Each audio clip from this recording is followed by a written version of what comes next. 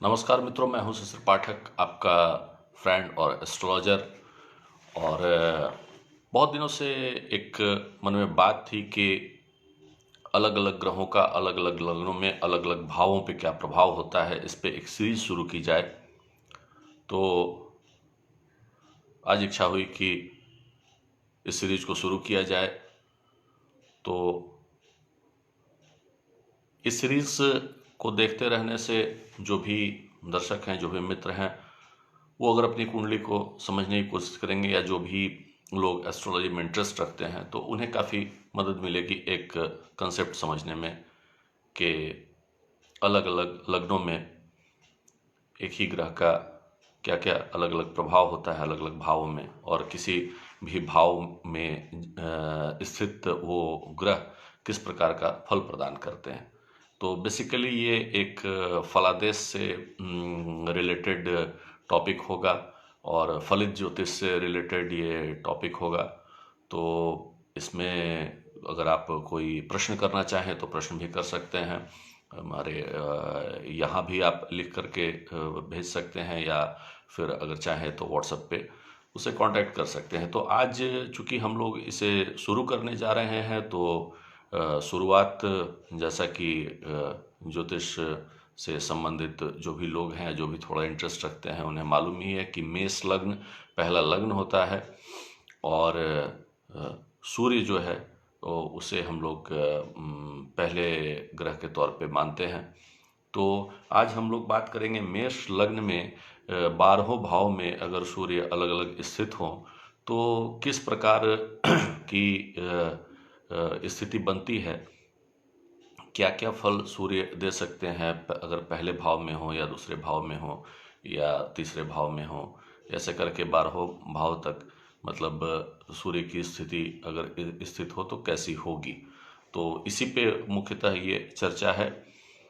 तो शुरुआत करते हैं। सूर्य अगर पहले भाव में हो मेष लग्न के, तो मेष लग्न में पहला भाव मेष राशि है। मेष राशि जैसा कि हम लोग जानते हैं कि मंगल की राशि है, और मंगल की इस मेष राशि में सूर्य उच्च के होते हैं। और प्रथम भाव अर्थात लग्न, लग्न मतलब कि व्यक्ति स्वयं, उसका स्वभाव, उससे रिलेटेड जितनी भी मुख्य बातें हैं, और लग्न का अर्थ शरीर भी है, और सूर्य वाइटलिटी का कारण है, कारक है। तो इम्यूनिटी, वाइटलिटी, इसको बढ़ाने का काम वो यहाँ पे करेगा। प्लस लग्न से स्वाभिमान, आत्मबल, इन सब चीज़ों को देखा जाता है, और इन्हीं सब चीज़ों का सूर्य कारक भी है। इस चर्चा को और आगे बढ़ाने से पहले एक ये भी चीज़ जान लेना जरूरी है कि सूर्य किन किन चीज़ों का कारक है, क्योंकि यहाँ पे ये पूरी जो चर्चा है आज की वो सूर्य पे बेस्ड है। तो सूर्य सबसे पहले तो हमारे आत्मा का कारक है, आत्मबल का कारक है, वाइटलिटी जो प्राण ऊर्जा जिसे कहते हैं उसका कारक है, पिता का कारक है, सरकार का कारक है, जीवन में जो भी प्रसिद्धि है, जो भी प्रकाश है, उसका कारक सूर्य है। अगर शरीर में समझें तो हृदय, जो फिजिकल हार्ट है हमारा, उसका कारक सूर्य है, रीढ़ की हड्डी का कारक सूर्य है। तो बहुत सारी प्रमुख चीज़ों का कारक सूर्य होता है। तो इन सब से रिलेटेड चीज़ों का अगर लग्न में स्थित होता है सूर्य, और उच्च का सूर्य है, और मेष लग्न में पंचम भाव का मालिक होता है सूर्य। तो पांचवा भाव सिंह राशि पड़ रही है सूर्य की अपनी राशि। तो पांचवा भाव हायर एजुकेशन का है, पांचवा भाव दिमाग का है, डिसीजन मेकिंग का है, संतान का है, प्रेम का है, इंटरटेनमेंट का है, स्पेकुलेटिव गेन्स का है, और एक तरह से समझा जाए तो भाग्य का भी है, क्योंकि एक भावात भावम के सिद्धांत के अनुसार 9वें से 9वां जो भाव हुआ वो पंचम भाव है। तो भाग्य का भाग्य होता है पांचवा भाव। तो बड़ा ही इंपॉर्टेंट घर है, और उसका मालिक सूर्य आकर के लग्न में बैठ रहा है। तो एक धनयोग का भी, बड़ा ही स्ट्रांग धनयोग का निर्माण हो रहा है। ऐसे लोगों को जिनका कि मेष लग्न है और लग्न में ही उच्च के सूर्य हैं, तो बहुत सारे स्पेकुलेटिव गेन्स होंगे, ये लोग बड़े फेमस होंगे, और बहुत ही आत्म स्वाभिमान से भरे होंगे। अगर और किसी ग्रह का इंटरवेंशन हुआ राहु वगैरह का, तो ये स्वाभिमान घमंड में भी बदल सकता है, लेकिन अगर ये स्वाभिमान तक ही रहे तो ज़्यादा अच्छा। तो ये तो पूरी कुंडली के एनालिसिस पे पता चलता है, लेकिन फिलहाल जो हम लोग बात कर रहे हैं सिर्फ सूर्य की, तो सूर्य प्रथम भाव में उच्च के होकर के रहें तो आपको पंचम भाव का पूरा फल मिलेगा, और दूसरा कि आत्माभिमान बढ़ा रहेगा, और काफ़ी सेल्फ कॉन्फिडेंट लोग होंगे, प्रसिद्ध होंगे, और जितनी भी उनमें काबिलियत होगी, मेरिट होगी, क्षमता होगी, उससे ज़्यादा करके उन्हें सोसाइटी में आंका जाएगा। आइए अब चलते हैं दूसरे भाव की तरफ। तो मेष लग्न का दूसरा भाव मतलब कि वृषभ राशि वहाँ पड़ेगी, और उसमें अगर वहाँ सूर्य हो, जो कि सामान्यतः शुक्र को बहुत अच्छा इससे नहीं माना जाता, तो मित्रता के हिसाब से, तो वहाँ पे हो तो वाणी को बहुत ओजपूर्ण कर देंगे। वाणी में एक अथॉरिटी, क्योंकि सूर्य राजा हैं, तो राजा जब भी किसी के साथ बात करेगा तो वो रिक्वेस्ट करने के तरीके से बात नहीं करेगा, बल्कि आदेशात्मक स्वर में बात करेगा।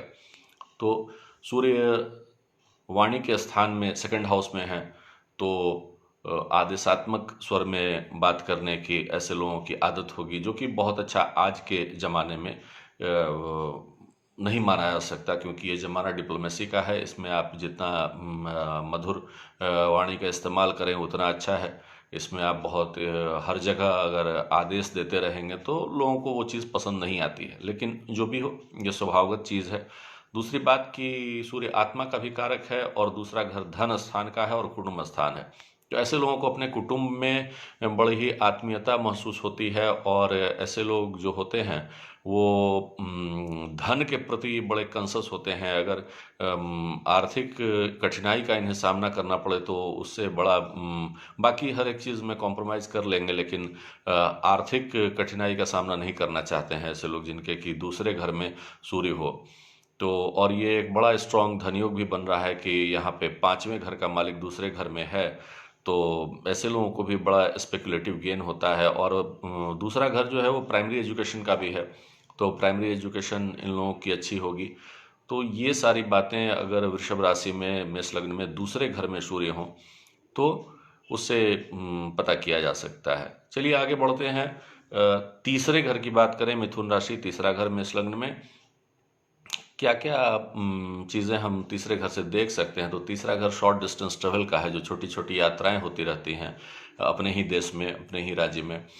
तो वैसी यात्राओं को यहाँ से देखते हैं। छोटे भाई बहनों का स्थान है, पराक्रम का स्थान है। पराक्रम मतलब आपका अपना जो भी एफर्ट्स होता है, जो भी आप अपने एफर्ट्स करते हैं जीवन में, या फिर आपके जो कॉन्टैक्ट्स डेवलप होते हैं, और कम्युनिकेशन का भी ये देखा जाता है। लिखने की जो कला होती है या कम्युनिकेट करने की जो कला होती है, उसे भी तीसरे घर से देखा जाता है। तो यहाँ पे सूर्य का होना इन सब चीज़ों को बढ़ाएगा, क्योंकि मित्र की राशि में है, बुध के साथ सूर्य की परस्पर मित्रता है, तो इस जगह को प्रकाशित करेंगे। तो ये एक चीज़ यहाँ पे रहेगी। और पिछले दो घरों की बात करते हुए एक जो चीज़ रह गई, और उसे मैं वापस लेके आना चाहता हूँ कि सूर्य की सातवीं दृष्टि भी होती है। तो सातवीं दृष्टि से थोड़ा पीछे चल करके समझ लेते हैं कि पहले घर में रहेंगे तो सातवीं दृष्टि, नीच की दृष्टि उनकी तुला राशि पर सातवें घर पे, लाइफ पार्टनर के प्लेस पे, बिजनेस के प्लेस पे, डेली इनकम के प्लेस पे पड़ेगी। तो जो भी चूंकि उच्च राशि में है और सातवें घर को देखेंगे, तो करियर के या जो नॉन लिविंग फैक्टर्स हैं, जहाँ पे पैसा, बिजनेस, ये सब तरह की चीज़ें इन्वॉल्व हैं, वहाँ तो बहुत ज़्यादा नुकसान नहीं होगा। लेकिन चूंकि क्रूर ग्रह हैं और लिविंग थिंग्स जहाँ पे जैसे कि लाइफ पार्टनर है या आपके पार्टनरशिप्स हैं, उन पे इसका बहुत अच्छा प्रभाव नहीं होगा। उसी प्रकार सातवीं दृष्टि के हिसाब से अगर दूसरे घर की बात करें तो सातवीं दृष्टि पड़ती है आठवें स्थान पे, वृश्चिक राशि, सूर्य मंगल की राशि, मित्र मंगल की राशि है। और वहाँ पे आयु को बढ़ाने का काम करेंगे, आयु पूर्ण होगी, व्यक्ति में कॉमन सेंस होगा, व्यक्ति रिसर्च की तरफ थोड़ा सा ध्यान रखेगा, किसी भी चीज़ को जाकर के समझने में अंदर तक। तो ये सब फायदे होंगे अगर वृषभ राशि में सूर्य दूसरे स्थान में होकर के 8वें स्थान को सप्तम दृष्टि से देखते हैं। तो चलिए, अब हम लोग बात कर रहे थे तीसरे घर की, और वहाँ से तीसरे घर से जब सूर्य अपनी 7वीं दृष्टि से देखेंगे तो 9वें घर को देखेंगे, धनु राशि को देखेंगे, बृहस्पति की मित्र राशि को देखेंगे, लॉन्ग डिस्टेंस ट्रेवल, गुरु कृपा, देव कृपा, भाग्य स्थान, जो भी आप बैलेंस लेकर के आए हैं पिछले जन्मों का पॉजिटिव बैलेंस, वो यहीं से देखा जाता है। इसीलिए इसको भाग्य स्थान भी कहते हैं, बहुत लोग इसे पिता का स्थान भी कहते हैं। हालांकि पिता के स्थान के बारे में कन्फ्यूज़न है, 10th हाउस है या 9th हाउस है, लेकिन मैं पर्सनली उसे 10th हाउस ही मानता हूँ। लेकिन बहुत सारे लोग 9th हाउस को भी पिता का स्थान मानते हैं। आप की लीनियज में क्या चीज़ें हैं, और तो इन सब बातों में को प्रकाशपूर्ण करेंगे, बढ़ाएंगे सूर्य, अगर आपके तीसरे घर में बैठ करके 9वें घर को देख रहे हैं। तो अब आगे बढ़ें, चतुर्थ स्थान सूर्य अगर कर्क राशि में बैठे हैं, मेष लग्न में कर्क राशि में चौथे घर में बैठे हैं, तो चंद्रमा मित्र की राशि में बैठे हैं, माता के स्थान में है, सुख के स्थान में है, मेंटल पीस के प्लेस में है, क्योंकि माता का स्थान है वो।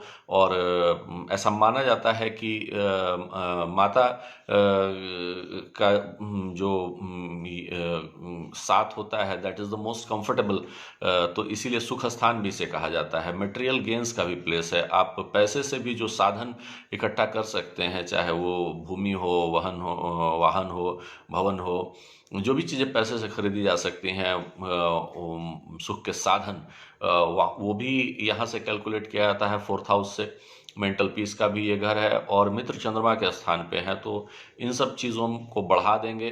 5वें घर के सपोर्ट से बढ़ा देंगे, एजुकेशन से के सपोर्ट से, अच्छे डिसीजन मेकिंग के सपोर्ट से, स्पेकुलेटिव गेंस के सपोर्ट से, अगर शेयर मार्केट्स में आप पैसे इन्वेस्ट करते हैं तो वहाँ के सपोर्ट से, इन सब चीज़ों को वो इन्हांस करने का काम करेंगे। और फिर 7वीं दृष्टि यहाँ से पड़ती है 10वें घर पे। 10वां घर जो कि कर्म स्थान है, शनि की मकर राशि वहाँ पे है, तो वो बहुत अच्छा उस वे में नहीं है, लेकिन सरकार का प्लेस है और सूर्य सरकार का कारक है, तो ठीक है, एवरेज वहाँ पे रिजल्ट आएगा। हालांकि शनि के साथ बिल्कुल ही मित्रता नहीं है सूर्य की, तो दृष्टि यहाँ पे बहुत पॉजिटिव नहीं बोल सकते हैं कि चौथे घर में बैठे सूर्य की दृष्टि मेष लग्न वालों के लिए बहुत पॉजिटिव होगी। आगे बढ़ें, 5वें स्थान में आए। 5वां स्थान स्वराशि सिंह राशि, बहुत ही अच्छा रिजल्ट यहाँ पे, संतान भाव, संतान बहुत ही उच्च कोटि की, बुद्धि विवेक बहुत अच्छा होगा, स्पेकुलेटिव गेंस काफ़ी होंगे, प्रेम में सफलता, और एक आत्मिक रूप से काफ़ी अच्छा, मतलब कि व्यक्ति जो कि बुराइयों से बचा रहे और अच्छाइयों पे जिसकी अच्छाइयों पे ज़्यादा फोकस हो, तो उस तरह का व्यक्ति बहुत स्ट्रांग धनयोग बन रहा है। सरकार के प्रति, नियम कानून के प्रति बिल्कुल सजग रहने वाला व्यक्ति। और यहाँ से 7वीं दृष्टि से सूर्य देखेंगे 11वें भाव को, लाभ भाव को। हालांकि शनि की राशि पड़ेगी वहाँ पे कुंभ राशि, लेकिन फिर भी लाभ भाव को देखेंगे तो एवरेज रिजल्ट बोल सकते हैं, क्योंकि कुंभ राशि वहाँ पे है, तो उस तरह का सपोर्ट तो वहाँ से रेसिप्रोकेशन नहीं मिल पाएगा। लेकिन फिर भी एक तो 11वें घर पे किसी भी ग्रह की दृष्टि हो, या कोई भी ग्रह बैठा हो 11वें भाव में, तो वो शुभ फल ही देता है। लेकिन फिर भी बस एक ही नेगेटिविटी यहाँ पे इस चीज़ में आ रही है कि फ्लॉ है कि वो शनि की राशि है कुंभ राशि, और शनि मित्र नहीं है सूर्य के, तो ये एक चीज़ है। आगे छठे भाव की तरफ ध्यान करें तो छठा भाव कन्या राशि, और वहाँ पे सूर्य जाएंगे तो हालांकि मित्र है, लेकिन 5वें घर का मालिक, दिमाग का के घर का मालिक अगर छठे घर में जाए तो आदमी को उलझन से भरा हुआ दिमाग देता है, और बहुत अच्छा इसे नहीं बोलेंगे। आपके शत्रु बड़े पराक्रमी होंगे, और सरकार के साथ आप को कोई परेशानी हो सकती है। नौकरी के लिए एक तरीके से देखा जाए तो ठीक है, क्योंकि छठा घर नौकरी का भी होता है, तो इन सब मामलों में ठीक है। लेकिन ओवरऑल सूर्य का छठे घर में जाना मेरे हिसाब से बहुत अच्छा नहीं होगा। फिर यहाँ से छठे घर से सूर्य सातवीं अपनी दृष्टि से देखें 12वें भाव को, मीन राशि में, मित्र की राशि है, विदेश की राशि है, लेकिन एक्सपेंडिचर की भी राशि का भी जगह है 12वां घर, तो एक्सपेंडिचर को बहुत ज़्यादा बढ़ा करके रखेंगे। तो ये एक निगेटिव चीज़ होता है यहाँ पे।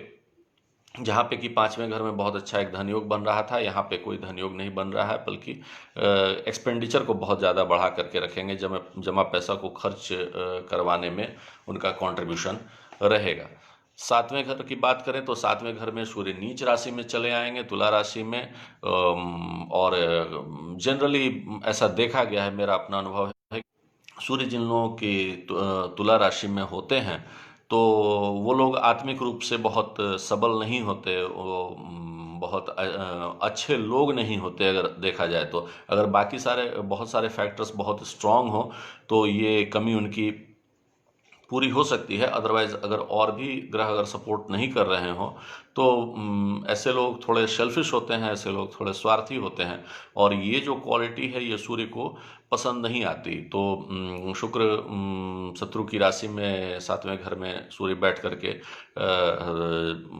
बिजनेस में भी बहुत सपोर्ट नहीं करेंगे, जहाँ का भी घर है पार्टनरशिप में भी सपोर्ट नहीं करेंगे, लाइफ पार्टनर के साथ रिलेशनशिप में भी सपोर्ट नहीं करेंगे।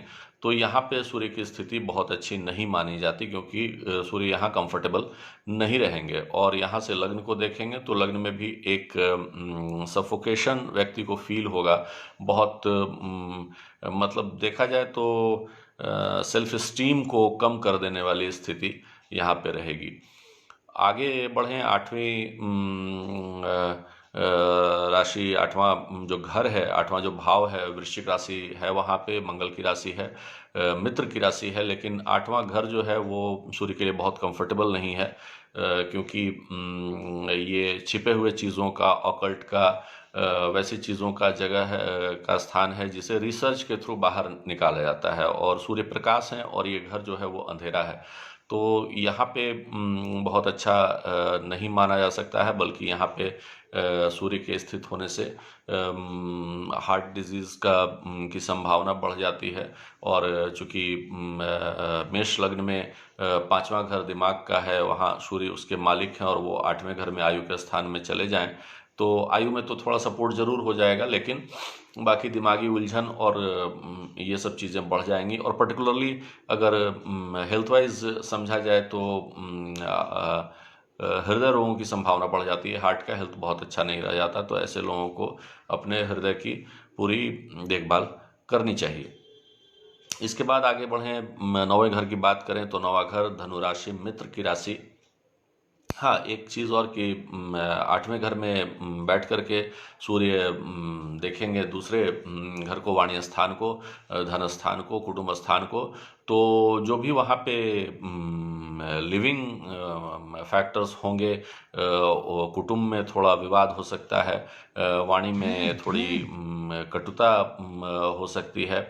तो ये सारी चीज़ें ये अष्टम में बैठ करके सूर्य क्रिएट करते रहेंगे। तो ये रहेगा 8वें घर का फल। और अब 9वें घर में सूर्य अगर धनु राशि में स्थित हो तो 9वें घर से सूर्य धर्म के स्थान पे हैं, गुरु कृपा के स्थान पे हैं, भगवत कृपा के स्थान पे हैं, लॉन्ग डिस्टेंस ट्रेवल के स्थान पे हैं। तो इन सब चीज़ों को बढ़ाएंगे। मित्र की राशि में है, बहुत ही कंफर्टेबल रहेंगे आत्मिक तौर से। जो आत्मा का प्रकाश है और यहाँ उन्हें ज्ञान का प्रकाश मिलेगा, तो ये कॉम्बिनेशन बड़ा अच्छा है। बृहस्पति के घर में होना अच्छा रहेगा। और भाग्य को प्रकाशित करेंगे तो भाग्य बहुत ही सपोर्ट करेगा। और ये चीज़ जिन भी व्यक्तियों के कुंडली में ऐसा योग बनेगा, उन्हें महसूस होगा कि हाँ, वो फील कर पाएंगे कि भाग्य उन्हें सपोर्ट कर रहा है, भाग्य उनका साथ दे रहा है। और यहाँ से बैठ करके शॉर्ट डिस्टेंस ट्रेवल और पराक्रम स्थान और छोटे भाई बहन के स्थान, तीसरे घर को देखेंगे तो इन सब चीज़ों में भी बढ़ोतरी होगी। ये सारे फैक्टर्स जो है थर्ड हाउस से रिलेटेड, उसमें भी व्यक्ति का इंटरेस्ट रहेगा और उसमें सफलता भी प्राप्त होगी। आगे बढ़ें, 10वें घर में जाएं तो 10वां घर मकर राशि, शनि की राशि बहुत अच्छा नहीं फील करेंगे, वहाँ पे सूर्य कंफर्टेबल नहीं है। हालांकि 10वां घर कर्म स्थान है, सोसाइटी में लोग आपको कैसे, मतलब आपकी सोशल इमेज कैसी है, सरकार के साथ आपके संबंध कैसे हैं, पिता के साथ संबंध कैसे हैं, पिता आपके का स्टेटस कैसा है, ये सारी बातें 10वें घर से निर्धारित होती हैं। तो इसमें बहुत अच्छा सूर्य का फंक्शन नहीं हो पाएगा, बहुत ही कंफर्टेबल नहीं है यहाँ पे सूर्य। तो इसको एवरेज समझें। दृष्टि हालांकि यहाँ से चतुर्थ पे जाएगी तो वो ज़्यादा अच्छा मान सकते हैं, क्योंकि चंद्रमा का घर है, चतुर्थ स्थान माता का स्थान, सुख का स्थान, भूमि भवन वाहन का स्थान, तो वो उसमें ज़्यादा आपको सपोर्ट फील हो सकता है। और फिर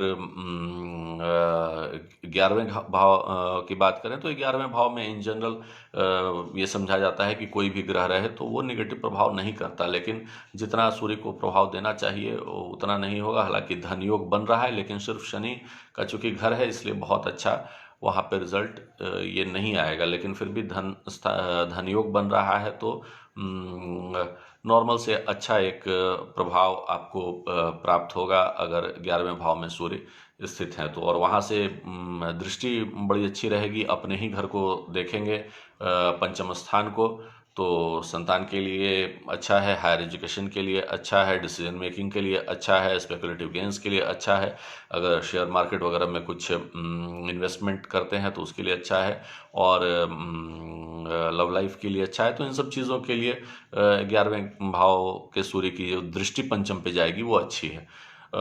आखिर का जो भाव है 12वां भाव, मीन राशि, मित्र की राशि है 12वें भाव में, तो आपको कम्युनिटी से बाहर के संपर्क या इंटरनेशनल रिलेशनशिप या विदेश जाना, विदेश में रहना, इन सब चीज़ों में सूर्य मदद करेंगे। पैसे का खर्च बढ़ा रहेगा, ये एक चीज़ होगी। और विचार काफ़ी स्वच्छंद होंगे ऐसे लोगों के। तो इस तरह की चीज़ें 12वें घर में सूर्य के रहने से देख सकते हैं आप। और यहाँ से 7वीं दृष्टि जाएगी 6ठे भाव पे, तो वहाँ शत्रु दमन का कार्य करेंगे। कोई भी जल्दी आपको डिस्टर्ब नहीं कर पाएगा, आप बहुत वल्नरेबल नहीं रहेंगे। तो ये सारी चीज़ें 12वें भाव में मीन राशि में सूर्य बैठ कर ये करेंगे। तो ये था एक एवरेज एनालिसिस। आज जो सीरीज हम लोगों ने शुरू किया कि मेष लग्न में 12 भाव में सूर्य का फल क्या है, अब इसको कंटिन्यू करेंगे कि फिर मेष लग्न में चंद्रमा का 12वें भाव में फल क्या है, फिर मंगल का क्या है, फिर बुध, फिर गुरु, फिर शुक्र, शनि, राहु, केतु। तो एक एक करके ऐसे करके फिर मेष लग्न जब खत्म हो जाए तो फिर वृषभ लग्न, फिर मिथुन, फिर कर्क, फिर सिंह, कन्या, तुला, वृश्चिक, धनु, मकर, कुंभ और मीन, ऐसे कर लेंगे तो सारे लग्न, सारी राशियां, सारे ग्रह का एक कंपाइल कॉम्प्रिहेंसिव हम लोगों के पास ये पता रहेगा कि हाँ कैसे कैसे ये होता है। तो उसमें फिर आप अपनी कुंडली का विचार बहुत हद तक कर सकते हैं, या सीखने के लिए एक बड़ा अच्छा माध्यम ये बनेगा धीरे धीरे इसको, अगर हम लोग एक जगह इकट्ठा कर लें तो यही प्रयास है मेरा कि ज़्यादा से ज़्यादा ज्योतिष से संबंधित चीज़ों को लोगों तक पहुँचा पाऊँ, कि जो भी ज्ञान है अथाह है, लेकिन फिर भी थोड़े में संक्षेप में इसे जितना बढ़ाया जा सके। क्योंकि मेरा अपना मानना है कि जब तक आप चीज़ों को जानेंगे नहीं, उन्हें समझेंगे नहीं, तब तक इसमें आस्था नहीं हो सकती है। तो नए जनरेशन के लिए और बाकी भी लोगों के लिए इसे जानना कि ज्योतिष कितना इम्पॉर्टेंट है, और ज्योतिष से एज अ गाइड हम क्या काम ले सकते हैं, कि कोई जादू जैसी चीज़ नहीं है और भ्रम में रहने की स्थिति नहीं है। ये एक प्रोबेबिलिटी आपको देने के की व्यवस्था है ना, कि कोई एब्सोल्यूट प्रिडिक्शन किया जा सकता है। लेकिन जो भी है, जितनी भी रोशनी अगर इससे हमें मिल सके तो वो हमें लेनी चाहिए। और उसी के प्रयास में इस सीरीज़ को मैंने शुरू किया है। उम्मीद है कि आपको ये सीरीज़ पसंद आएगा। जैसी भी बातें हों, जैसे भी फीडबैक हो तो वो दीजिए, और फिर जैसा होता है फिर मैं फिर हाजिर होऊंगा आपकी सेवा में। तब तक के लिए आज्ञा दीजिए। धन्यवाद, नमस्कार।